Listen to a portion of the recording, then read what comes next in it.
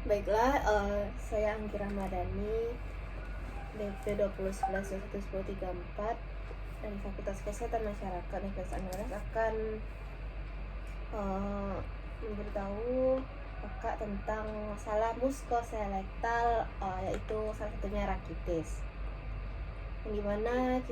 Yaitu ada definisi rakitis, patofisiologi rakitis, faktor risiko rakitis dan tanda gejala rakitis, serta cara pencegahan, pengobatan, serta saran terhadap penyakit rakitis ini sebagai sarjana kesehatan masyarakat.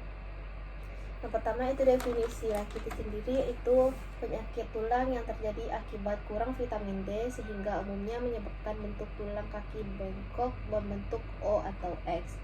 Yang dimana rakitis ini merupakan kelainan pertumbuhan pada lempeng tulang rawan yang sebagian besar mempengaruhi tulang yang lebih panjang dan menyebabkan pertumbuhan tulang yang buruk, mineralisasi tulang yang kurang dan menyebabkan kelainan tulang. Dan rakitis juga penyakit metabolik yang berkembang sebagai akibat dari mineralisasi tulang yang tidak kuat.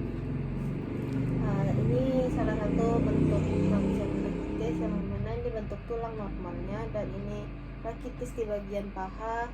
Ini berbentuk O dan berbentuk X.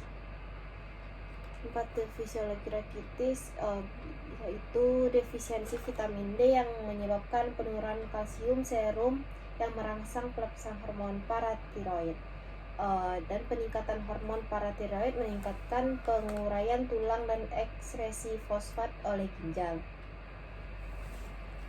Tanpa mineralisasi tulang yang adekuat atau memenuhi standar, maka tulang menjadi tipis. Maka terjadi penimbunan osteoid yang tidak terkristalisasi dalam jumlah abnormal, yang membungkus saluran-saluran tulang sebagian dalam. Hal ini menimbulkan deformitas tulang. Dimana rakitis ini menyebabkan disorganisasi tulang, terutama di lempeng pertumbuhan atau spesifis hingga pertumbuhan terhambat.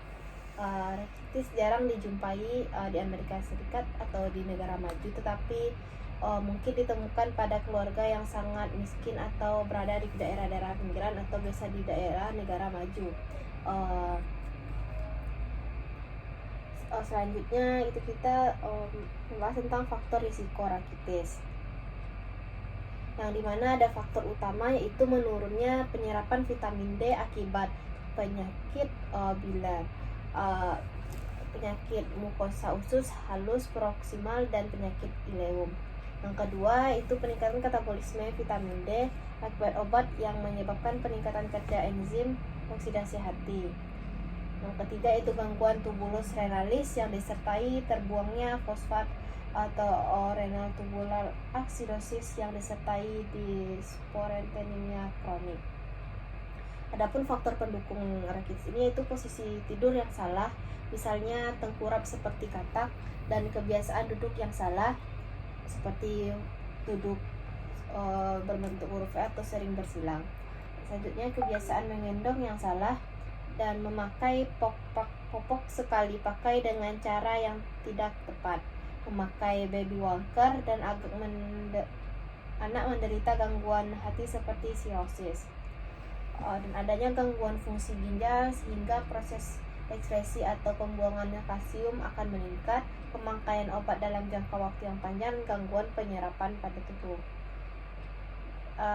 Tanda dan gejala rakitis seperti bisa kita lihat itu adanya kerangka kecacatan atau deformitas rangka, tulang rapuh, gangguan pertumbuhan, masalah gigi, nyeri tulang, kelemahan otot, hipoglasemia atau tingkat rendah kalsium dalam darah, dan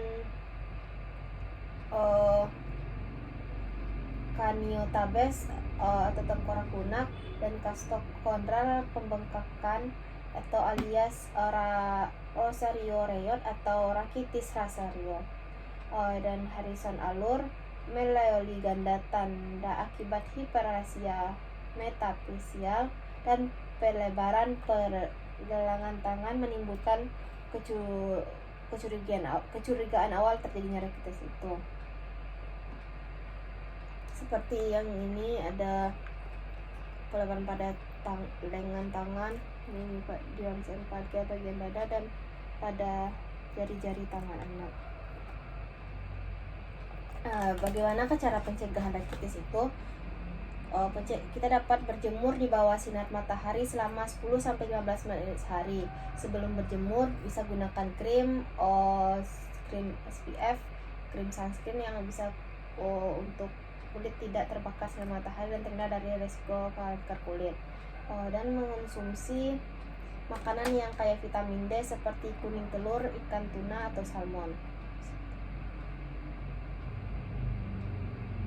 Dan mengonsumsi suplemen vitamin D sesuai anjuran dokter dan rutin memeriksa diri ke dokter bila sedang hamil.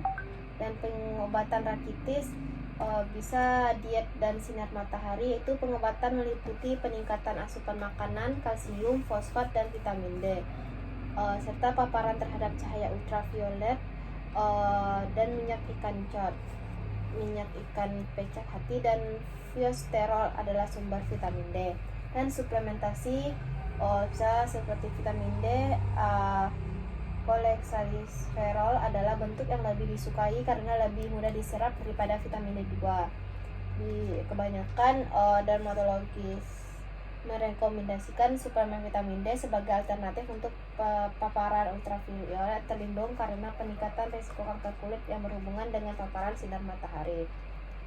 Itu terakhir saran dari Sarjana Kesehatan Masyarakat terhadap penyakit rakitis ini, yaitu sebagai sarjana ahli kesehatan masyarakat, langkah yang bisa dilakukan untuk menurunkan angka kesakitan akibat penyakit rakitis ini dengan memberikan edukasi terkait pentingnya asupan nutrisi yang baik terutama vitamin D, dan berjemur, biasakan berjemur di matahari pagi untuk mendapatkan vitamin D selama 10-15 menit pada masyarakat, khususnya kalangan ibu. Mengapa lebih dikhususkan kepada kalangan ibu?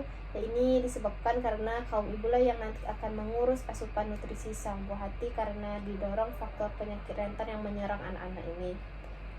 Dan kemudian memberi edukasi terkait langkah pertama yang harus dilakukan jika sudah menemukan gejala yang timbul oleh rakitis ini, serta memberikan informasi bagaimana cara hidup yang sehat, yang benar, pentingnya periode 1000 hari pertama kehidupan bagi ibu yang baru melahirkan, yang untuk anak yang kelak, yang menyarankan melakukan pemeriksaan lebih lanjut jika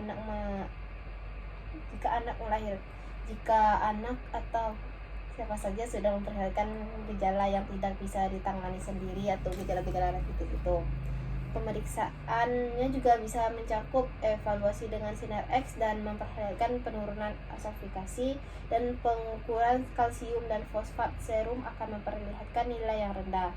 Pemeriksaan urin dan pemeriksaan vertebrata akan memperlihatkan adanya patah tulang kompresi tanpa batas vertebrata yang jelas.